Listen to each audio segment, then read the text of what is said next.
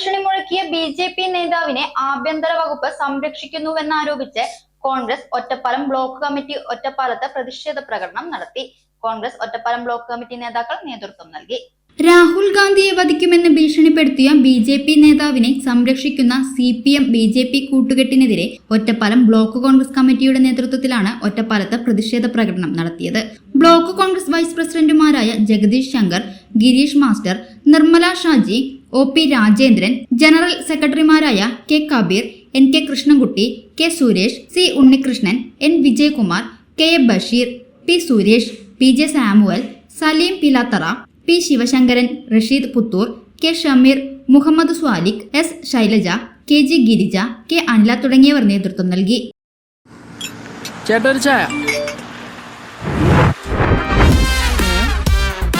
Super fast ആണല്ലോ. ഇതിന്റെ Kerala vision വൈഫൈയാ? Fast ഒക്കെ തന്നെ, പക്ഷെ Kerala vision wifi connection free ആണ്. ചായ ഫ്രീ അല്ല, കാശട് Kerala vision free wifi connection. Free ആയി കണക്ട് ആവൂ.